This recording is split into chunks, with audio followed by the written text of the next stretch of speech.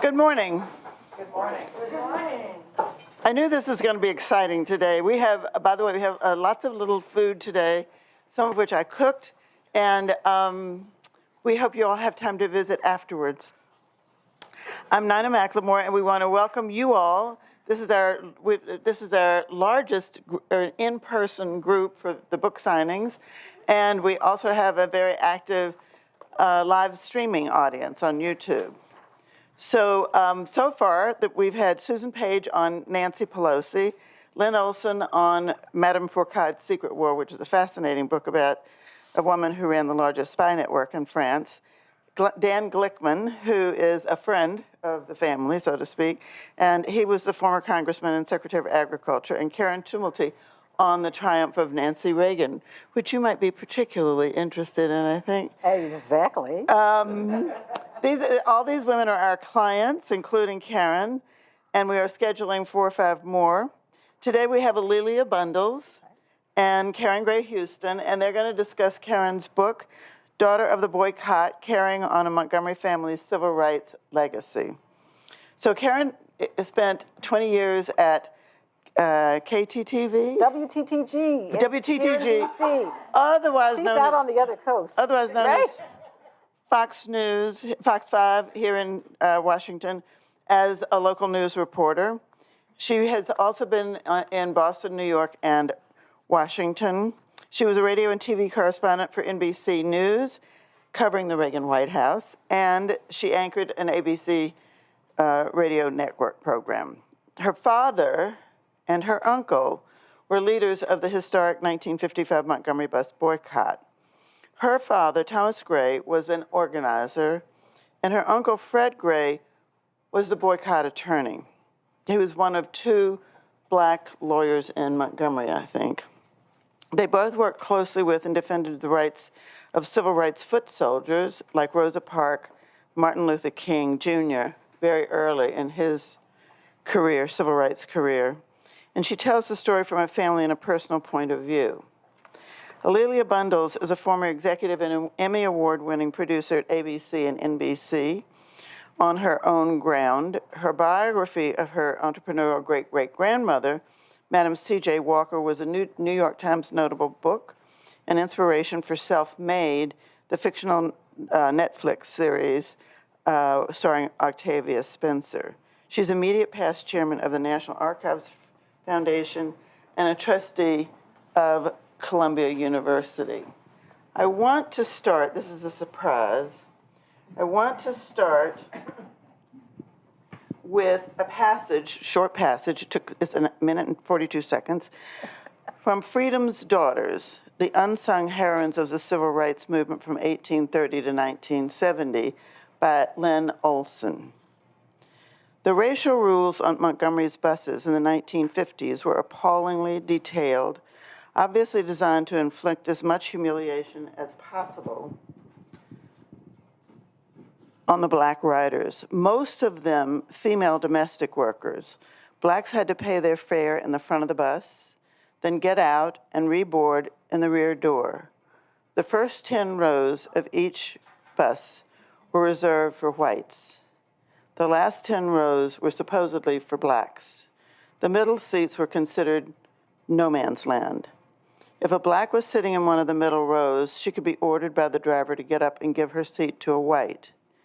If the front and the middle sections were filled, any seated blacks would have to yield their places to boarding whites.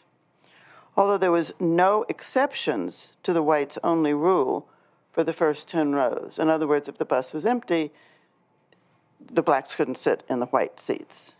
Thus, when a bus reached the black area of the city at the end of the workday, the seats in the front were usually empty, while the rest of the bus was filled with blacks, including a line of exhausted maids, cooks, and other workers who clutched the overhead bars, swaying and falling as the bus jolted down the street. Quote, "Buses weren't something optional, like restaurants," said Fred Gray. Every day, the bus situation put the issue of what it meant to be black squarely before you. Thank you, Nina. And hello, everybody. Hello. We're just delighted to be here, and I'm very happy to be here with my friend Karen. Nina has done the introduction, the bio introduction, so we know who Karen is. And I will just say it's really great to be here in this store because for many years I have admired my friends, especially my TV news friends, who dress in Nina. Gwen Eiffel was a good buddy of all of ours, and Gwen always had on something smashing from this store. So I'm really glad to be here, and I will be surprised if I get out of here without spending some money. Can I just interject for a second to talk about how popular Nina's clothes are? I sent an invitation to one of my favorite TV cameramen from my days at Channel 5, and I was telling him, "Wait, forward this to your wife," and he said, "Well, I want to come and be in the store." And I said, "You realize that Nina McLemore is a women's clothing boutique?" And he said, "No, do I know it? It's all I wear." Thank you, Nina. I'm so honored that you're hosting us. And before we get started, really, Lilia, I want to say, hi, I see so many familiar faces out there, and I'm just thrilled that you're here. And I have to acknowledge a few really special people. Okay, my friend Jan, I worked with at Fox 5, and we've traveled together, and she's on the board at the Washington National Cathedral, is pointing at my husband like this. Bob Nesbitt is my biggest booster. There he is right there. There's some people I've worked with before, some Fox 5 folks, John Henrihan, who was on the air forever. WTOP, I was there. Hillary Howard is here. Jeff Manifold, another one of my favorite folks. Shelley Stokes, who was my friend from high school, who's writing her own family history about Congressman Louis Stokes and her father and her uncle Carl. Adrian Cannon is here and I won't take all day doing this because I'm naming almost everybody. Adrian Cannon is the overseer of the Rosa Parks collection at the Library of Congress, where I did a whole lot of research. And so I'm thrilled to see everybody who's here, and now I'm going to just turn the program over to my friend. But this is just a homecoming, which is so great, and I think it's true for when you work in television news, you travel a lot, you make a lot of friends, people work long hours together, so those are really great bonds. And when you write a book, you make a whole nother set of bonds. And who would know more about that than Olivia Bundles? But that's what really, Karen and I have known each other through NABJ and through working in news. So I want to talk about, we're going to get to the boycott, but I wanted to just talk a bit about how you started in news, how that came about. Here's what I want to say. It was, and you and I both sort of rode in on a wave of minority hiring that was going on around the country at the time. In the 70s and the late 60s, well, we really started in the 70s, media markets were hiring black people not because they really wanted to, but because they had to.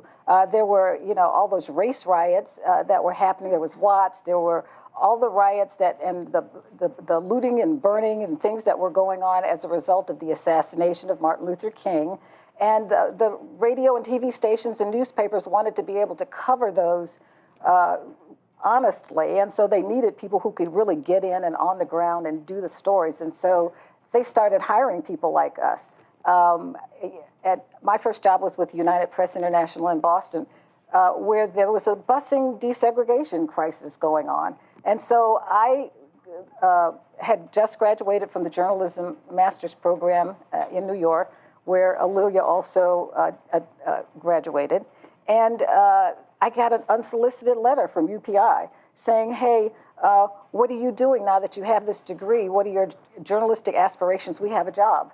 And so we started getting jobs from people like that, and for those reasons, but also there was a lot of pressure being put on these media giants by people like Jesse Jackson and some other black activists who were threatening to boycott if they didn't hire. So that's how we started out, but I feel like we had, we were educated and prepared and ready for those jobs. Yeah, there was a joke I used to tell, say you had a 2 for your a woman and you're black, and then it's like, but a three for because we were good. There you go.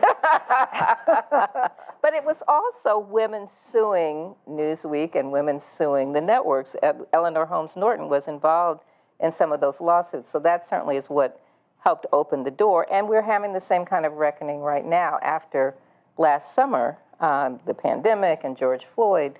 You know, there are all kinds of news organizations that are doing a lot of self-examination about how they have covered these stories through the years. And let me just say that one of the real reasons that I wrote Daughter of the Boycott was as a thank you to my father, the late Judge Thomas Gray, and my uncle, Fred Gray, this a renowned civil rights attorney, for opening up doors for folks like us.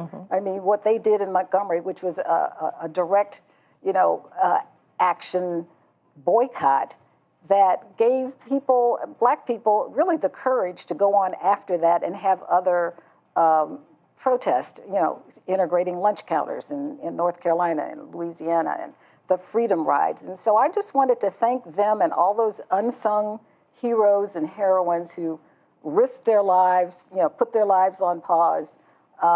Just a thank you to them for opening up some doors. Well, I really want to hear your family story because, what it's like from a little girl's perspective. But since the media is where we are right now in the conversation, media made a huge difference in the civil rights movement and in getting the Voting Rights Act passed. So talk a bit about media covering the Montgomery bus boycott and maybe just the civil rights movement. Well, the media then wasn't like the media now. I mean, there was the Montgomery Advertiser, which was the local newspaper, and my uncle was when he finished a religious boarding school and came back home and went to college, was a manager who was hiring people to work just throw the newspapers. The media didn't have the same kind of role then. There weren't any, there was the black press, and there were papers that were out of Chicago and St. Louis, and that they weren't in Montgomery covering the boycott. It was a whole different ballgame from what we're seeing right now. Right, once it started being on the national news, right, and there were hoses and other things people had to pay attention. That didn't happen until, around the 60s, and so this was 1955. So what Nina was reading about is what was happening on the buses, but when you're growing up as a little black kid in Montgomery, that's not the reality that you're focused on. Just talk a bit about your family in Montgomery. In 1955, my dad was a businessman. He and the guy a neighbor who lived across the street owned a radio and TV repair and sales shop. They sold appliances like washing machines. And my dad liked to brag over the years about the fact that he sold a TV and a washing machine to Martin Luther King and Coretta when they first moved to town.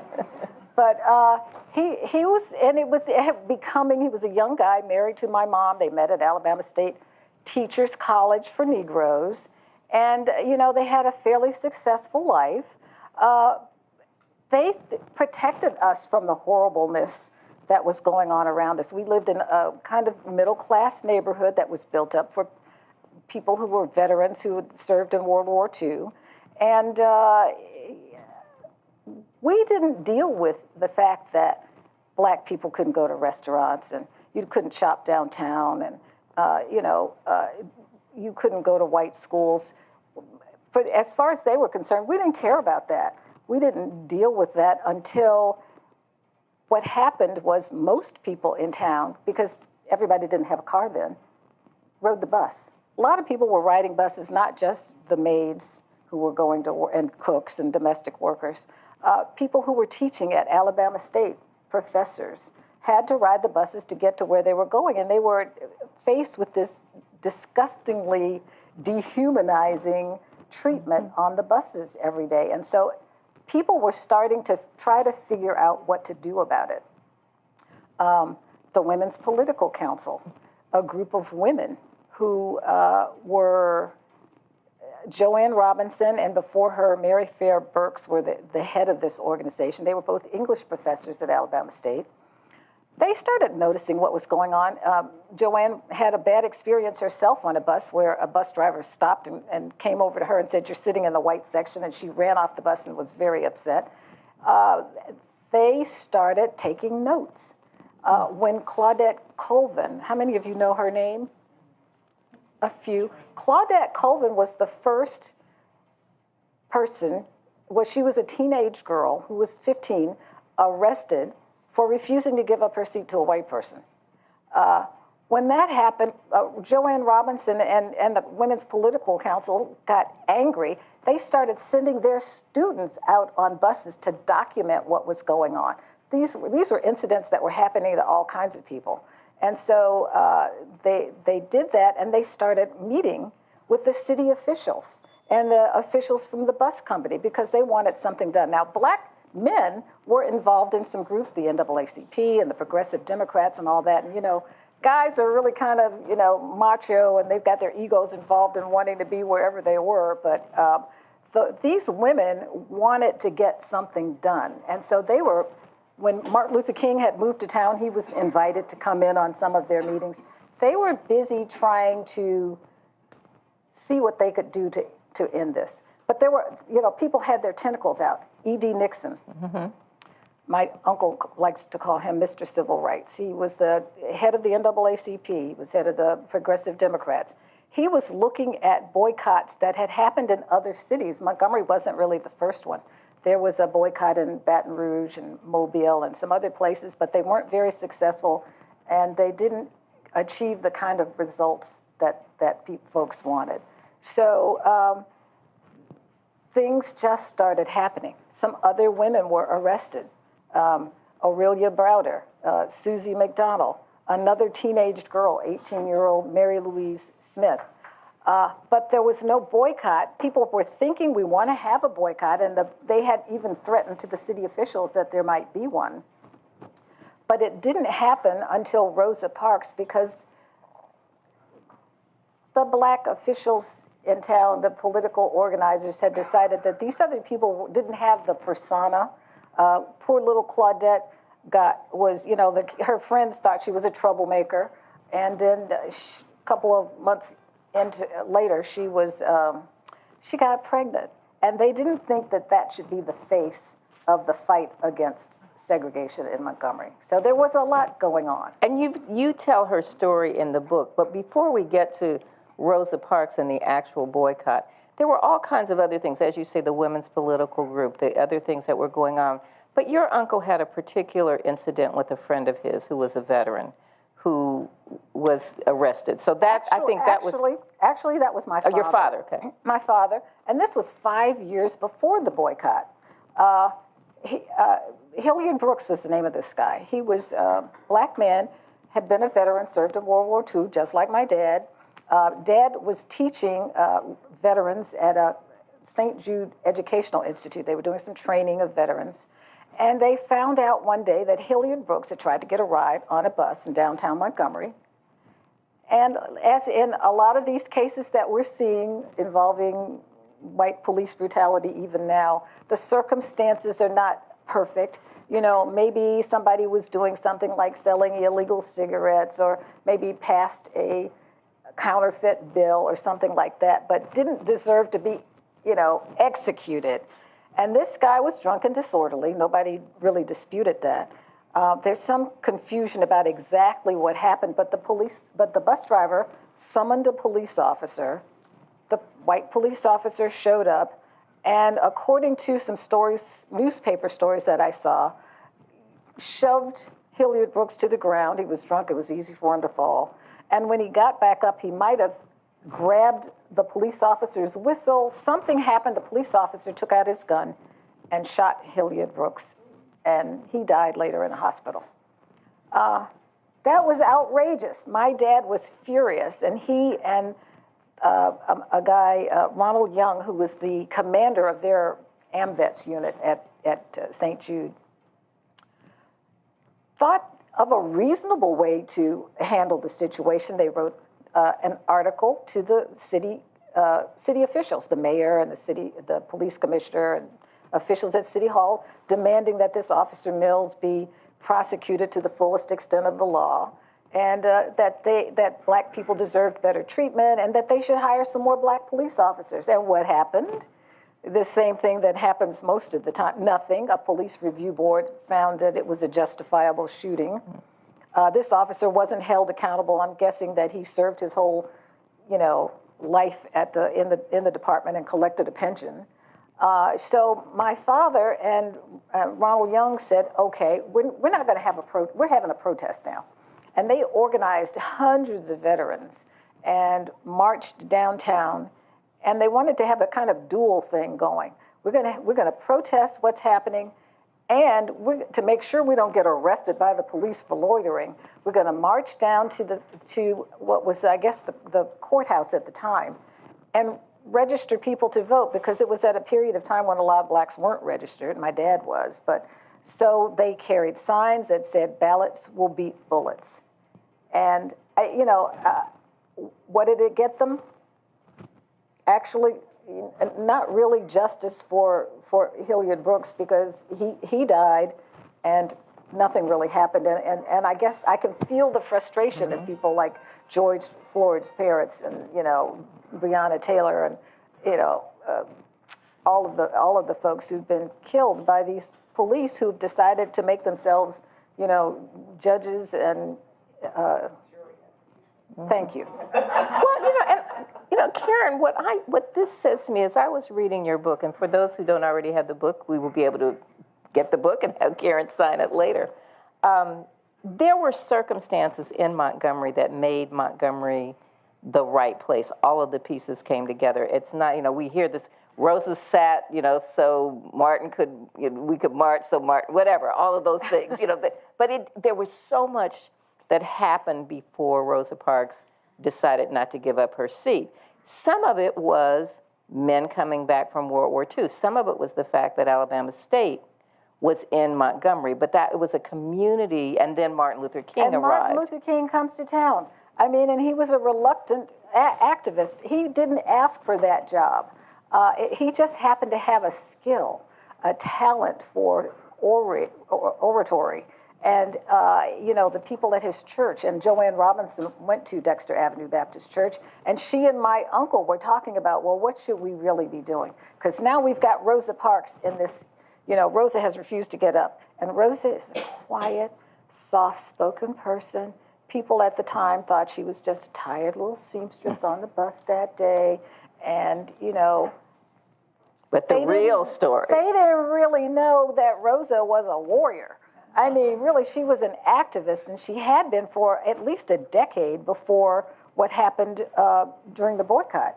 She was the secretary for the NAACP.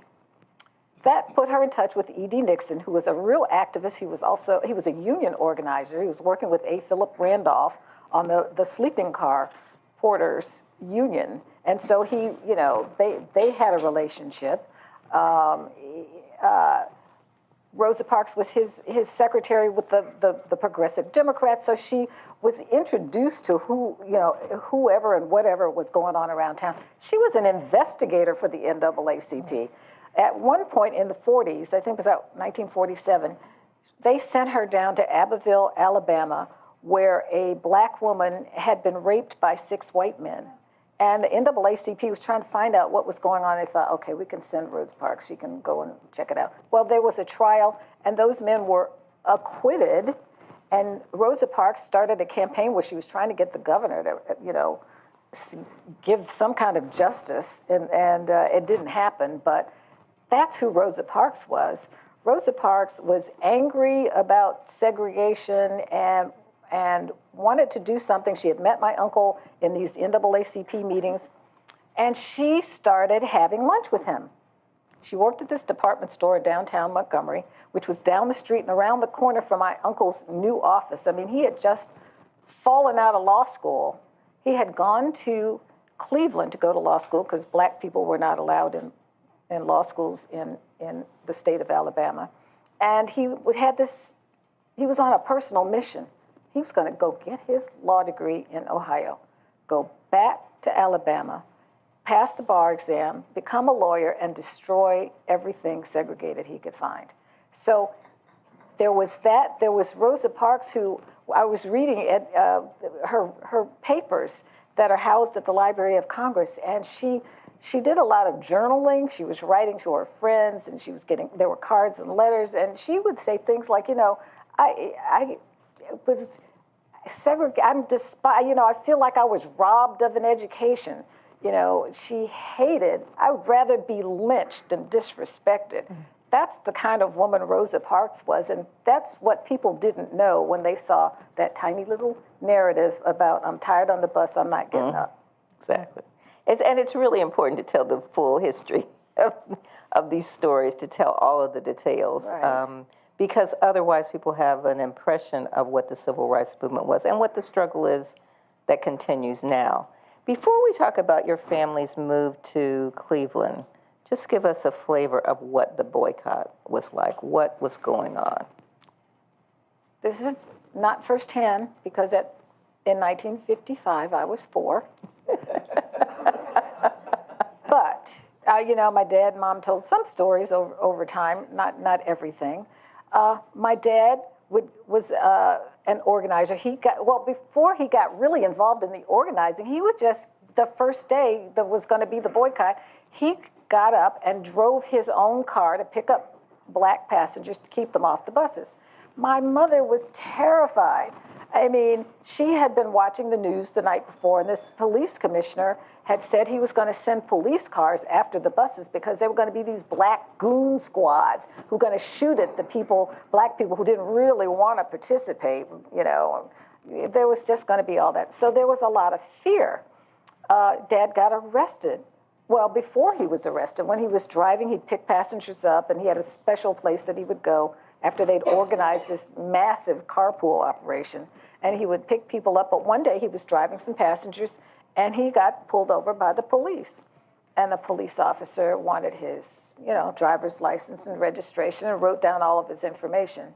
And nothing happened, but my father knew that a record had been made and something was going to happen. And so in February, the boycott started in December. In February, there was a massive roundup of people who had been actively involved. And my dad was arrested. Rosa Parks was arrested. Martin Luther King was arrested. Everybody, many people, 89 people were arrested and charged with violating this boycott law.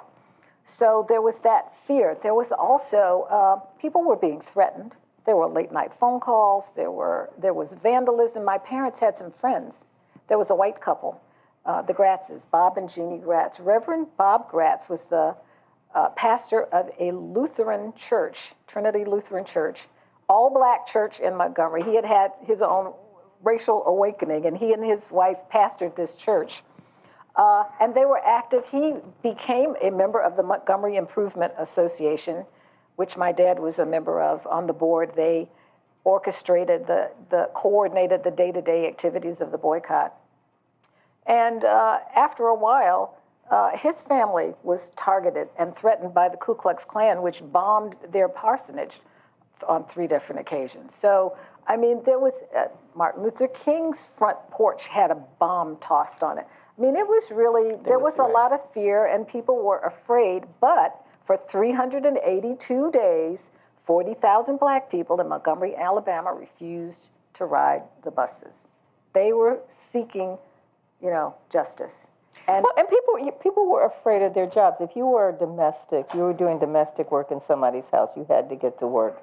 What kind of threats were people getting? Well, there was, and this is an interesting story, there was a white family. The Bagleys, J.H. Bagley, was the manager of the bus company, and that was being boycotted. And his family had a black maid who I didn't meet this one. She had to get to work, and everybody, they like to say that the boycott was 90% effective. There were people who ignored the boycott and rode the buses, and they said that this woman got on the bus, she'd pay her fare in the front, and she'd get in the back, and she would sit in the stairwell and stoop down so people couldn't see her. But she told people that she had a gun and she wasn't afraid. So there were some crazy things going on like that. Karen, I just can imagine when your family, the fear that your family had, your father's, the family's decision to move. And so talk about when you left and what that process was like. We moved after the boycott. After the boycott was over, and actually Dad wanted to be a lawyer before my Uncle Fred, and I called him Uncle Teddy. He was when he was in college, he had a nickname. They called him Teddy, and I've called him Uncle Teddy all my life, and I call him that now. And some of my friends who've read the book call him Uncle Teddy. But Dad decided to go to law school later, even though he wanted to go sooner. But he went to college. He met my mother. And that changed his whole perspective on life. So they got married, had 3 children, and then after the boycott was over, my dad, who was running a successful business, decided he was going to go the same path, go to Ohio, go to Western Reserve Law School, get his degree, come back to Alabama, work with my uncle to desegregate the state of Alabama. So a couple things. We were going to...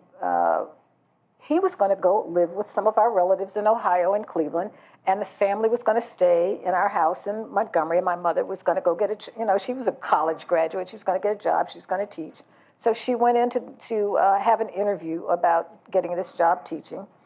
And the guy, this was, maybe 58 or so, said, well, what relation are you to that lawyer Gray? Mm-hmm. And she said, well, that's my husband's younger brother. And she said, well, that would have to come before the board. So she couldn't get a job teaching school. So, it's a long story, and I should make it shorter. But we stayed with my mother's sister, who was kind of a hidden figure in our family, who was a chemist out in Albuquerque, New Mexico. And she was at the Sandia Laboratories working on nuclear weapons research, right? So we stayed with her for a while, and then moved up to Cleveland. My mom didn't have any problem getting a teaching job in Cleveland, Ohio. And we moved up there, and the purpose really was to stay there for a while and move back to Alabama. But for whatever reason, my dad could pass the bar in Ohio. He could not pass the bar exam in the state of Alabama. And so my uncle liked to just say it was because he was desegregating everything that needed desegregating. And I think it was Nina who said, well, Alabama wasn't ready for 2 black Grays. So we didn't end up, Dad practiced civil rights law in the state. Segregation didn't stop at the Mason-Dixon line. So there was, a lot of housing discrimination going on in the state of Ohio. And so Dad had a successful civil rights attorney's career in Cleveland. And we stayed there until really, the kids, we'd all gone to college. And in the back of his head, my dad always wanted to go back, and ironically got a federal appointment as a lawyer, as a judge. And he and my mother eventually moved back to Montgomery, and it was like poetic justice for them. And I think they felt a little responsible for some of the change that had happened. Yeah, it's just that generation, it's our parents' generation, the World War II veterans, the many women who were college educated, who really made a difference, and I think set the stage for us. When you mentioned your mother, it makes me think of your descriptions of her in the book. She's always so beautifully dressed and just, so savvy. So I just want, I want you to talk a bit about your mom, but also about the role that fashion played in the civil rights movement and in the boycott. She did catch my father's attention, sashing around at Alabama State. I have these beautiful pictures of her in these like floral dresses, and they're cinched at the waist. And I will say this, Mom, her grandmother worked for rich white people in Louisiana, and some of her clothes were hand-me-downs, but she looked like $1 million. She had these little suits and things on, and skirts, she felt wide tail skirts, and so she was really, and a waistline, and a way of walking that caught my father's attention. But people dressed for the demonstrations. When you see Selma and Montgomery and Birmingham, people are dressed. Women have on heels and they're marching. But what was the sense of fashion and respectability that was part of the movement? They were dressed up for demonstrations, like that 1950 demonstration that my dad went to. I mean, I can see him now. He probably had on like a gray fedora with the brim, kind of up in the back or something, and a jacket that it was August when they had that protest. Maybe he took it off in put it over a shoulder, over a starched shirt. They wore wide ties and, shoes, they had those wooden heels because there was after World War II, there was still a shortage of leather. So those were probably not comfortable, but looked great. And so I think they felt that that the way they dressed commanded attention and respect. That's what they were looking for. Right. But it didn't keep people from putting hoses on them. No. I mean, which is the irony. You think, well, if you dress up, then somebody will treat you with respect. And I know when we're wearing Nina's clothes, or I know I'm still one of those people who dresses when I get on the airplane. I don't wear jeans on the airplane. But it's just it's the way we were raised, but it still doesn't keep people from disrespecting you, unfortunately. Right. So we're going to take questions, but before we do, let's talk about the lasting impact of the boycott and current events now. I mean, today is a vote in Congress, or a vote to whether there will be conversation about voting in Congress. The Four People Act, so aptly named. And, I don't want to even talk about what's going to happen with the Democrats and the Republicans and where we're going to end up with that, but it just reminds me of how this is not the first time we've been to this dance. Mm-hmm. I mean, back in, the 1950s in Alabama,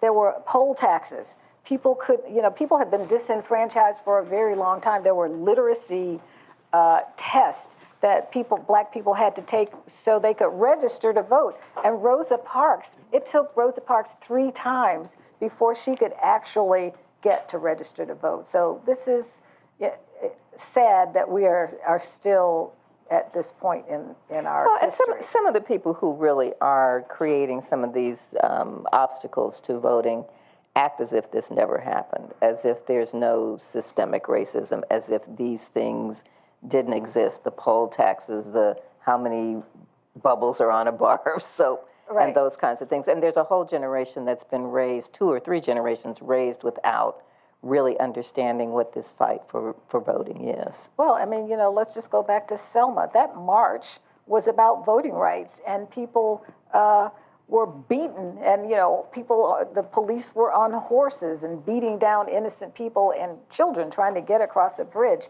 And my Uncle Fred played a role in that. He was able to argue in federal court for troop protection for them the second time that they marched across the bridge. So it's, this is what is it?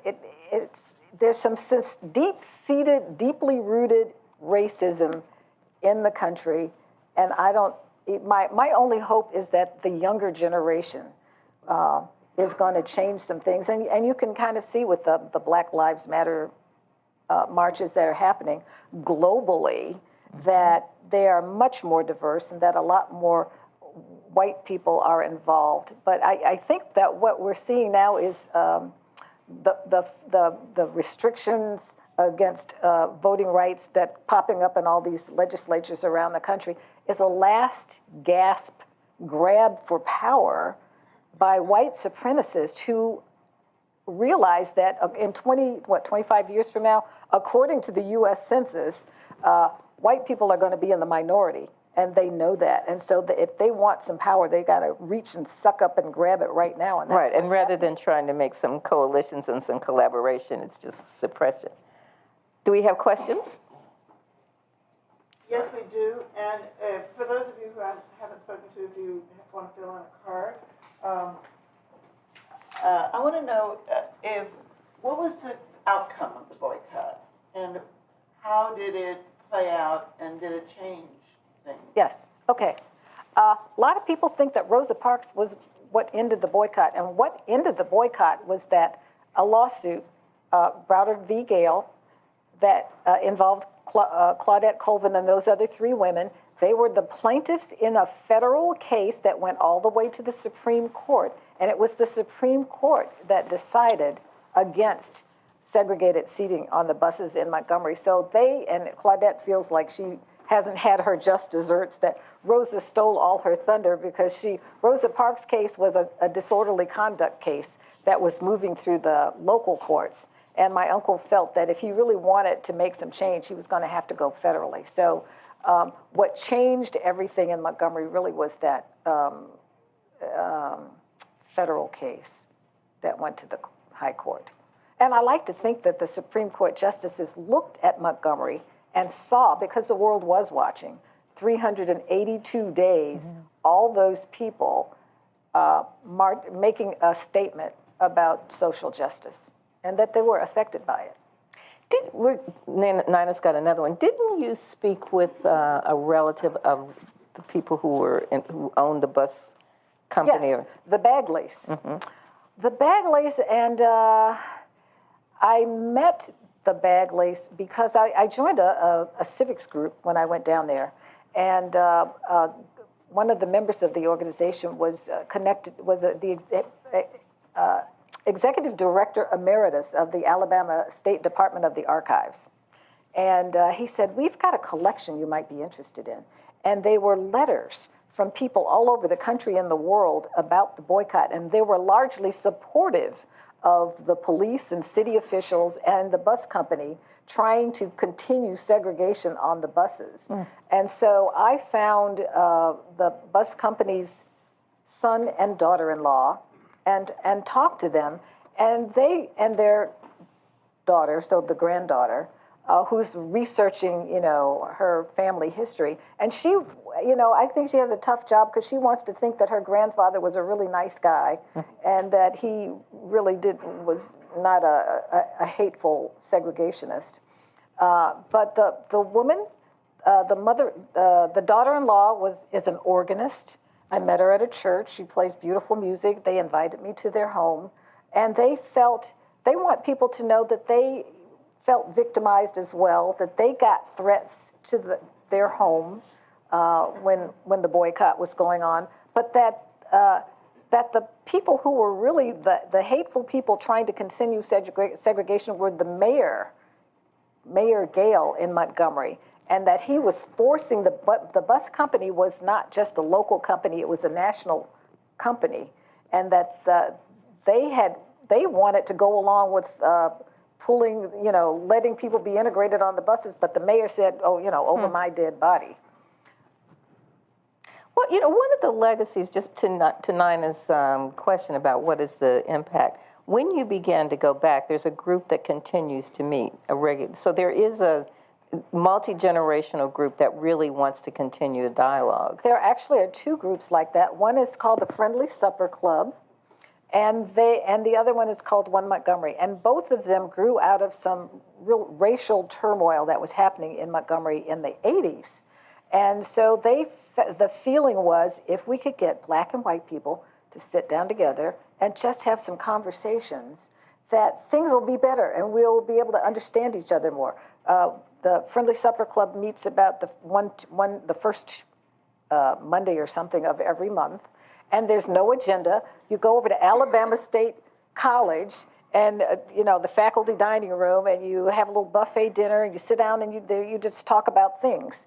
One Montgomery is a little bit more organized. They meet once a week, and they bring in contemporary newsmakers and community activists and things like that, and they just want to see a turn of events so that life is better. Does it make a difference? I don't know. I met some interesting people in both those organizations who were also very helpful in my research on the book. So this is a great segue. Nina, I can take that while I'm... Thank you very much. This is a great segue to this question from Pat Wheeler. Discuss the thought process of naming your book. Oh, that's a cute little thought process. Okay, so a couple of things. When I was writing the book, I was going to some writing workshops, and one of my favorite writing instructors was Will Haygood, who wrote The Butler, if you saw the movie. And so he was always saying, keep a running list, of possible titles. The publisher might change them or they might not, but it's going to change as you keep writing the book. And at one point, the title of my book was To Destroy Everything Segregated, which was my uncle's mission. And so one day, And Jan was at this little luncheon meeting with me and Lark McCarthy. Some of you remember her from Fox 5, and Cynthia Steele Vance worked with us. And they were some of my readers of my chapters. So we sat down one day and we're having lunch and probably drinking a little wine. And everybody was saying, well, so what are you going to call your book? And I said, well, my current title is To Destroy Everything Segregated. And there was some feeling in the group that might have been too angry a title and that it might turn some people off. And so, Jan said something like, you say something about the two brothers or the brothers Gray or something and civil rights. And there, people tossed out a couple of, and then Lark said, you need to own this book. This is your story. It's not your uncle's story. It's not your father's story, even though you're thanking them. This is your story. Why don't you call it Daughter of the Boycott? Oh, wow. So Lark McCarthy named my book. That's fabulous. I mean, I love it. And I'm thinking, when I first got to ABC, Lark was still there. I haven't seen Lark in years, but that's a wonderful story. I love that story. And the title of my book. And the title, and it's a perfect title. What role, if any, did Ella Baker play in the struggle in Montgomery before she left SCLC to found SNCC in 1960? Can I tell you that I really don't know much about what she was doing, because I focused more on the boycott and she was more focused on what happened after the boycott, to my understanding. So I don't have a good answer for that question. But, another book, which Bob says it's not going to happen. Every time anybody says, what's your next chapter? What's the next thing you're going to do? And are you going to write another book? And Bob says, I don't have another book in me. Book on divorce. He has said something sort of like that. It is an all-consuming process, though. I mean, how long did you spend on it and the traveling that you did? It was 5 years of research and writing.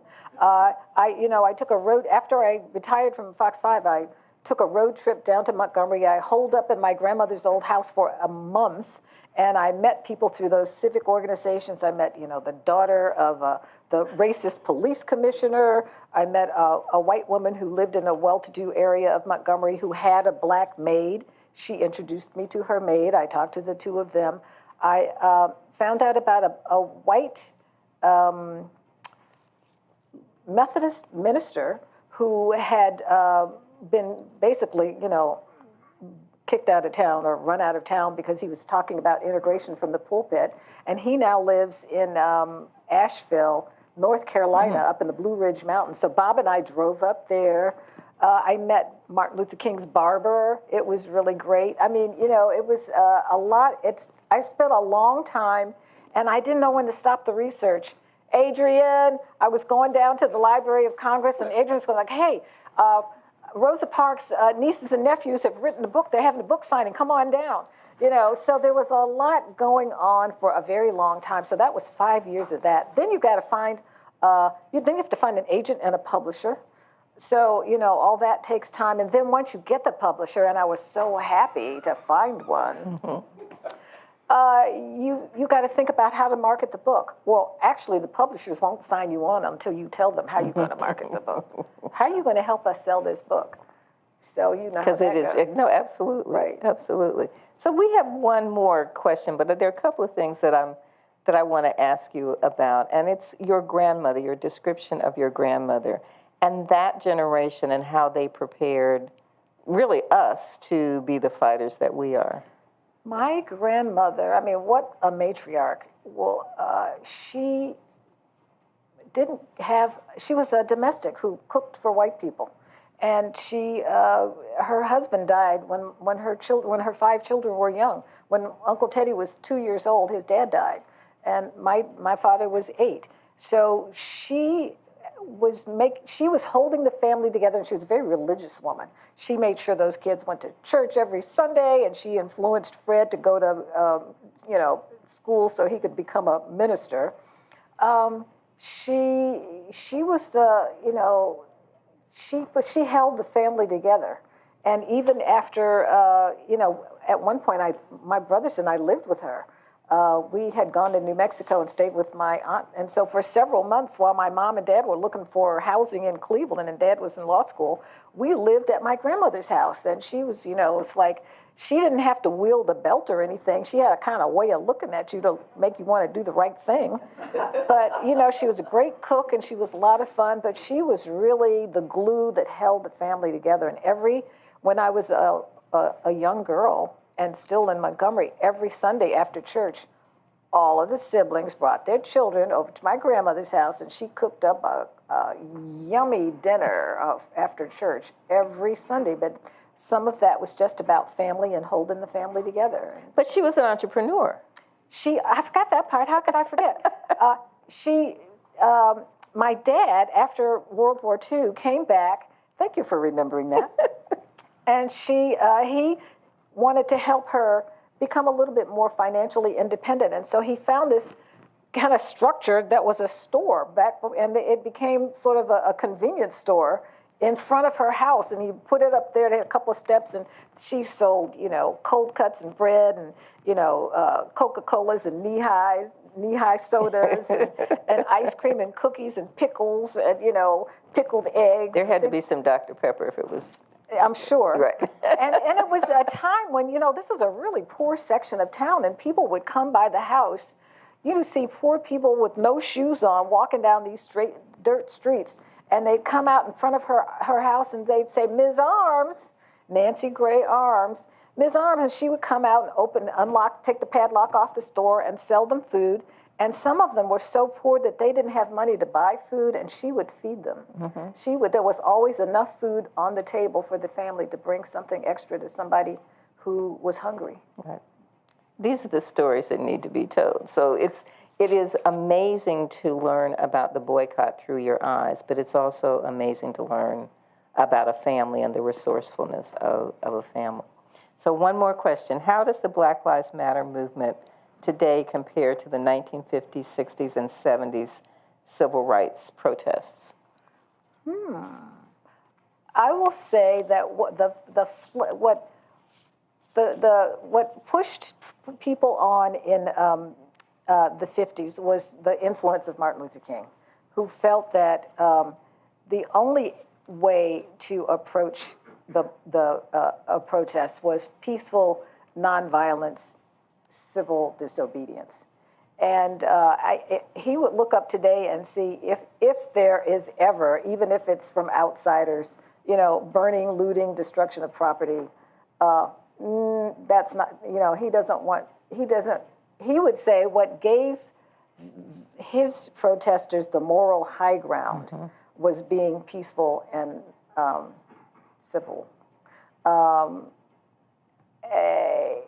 I think what's happening now is it's time to reshape and re-energize the conversation about how to get people's attention to foster change.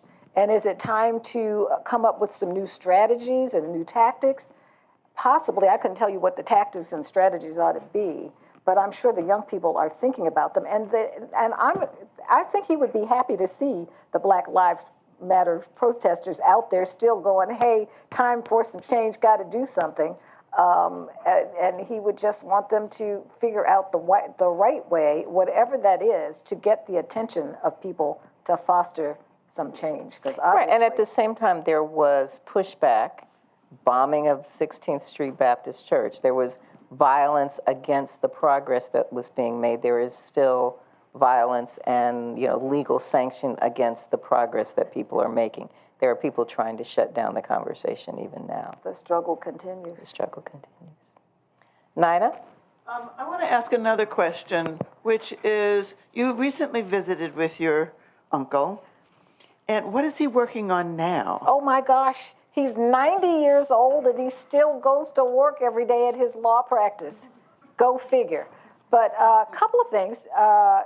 One thing is he's 90 and he's fully vaccinated, even though, of course, even though he was the lawyer who represented the Tuskegee syphilis study victims and convinced President Bill Clinton to make a public apology for that. He is running around telling the media that people should not use that Tuskegee study as an excuse not to get vaccinated. So I'm proud about that.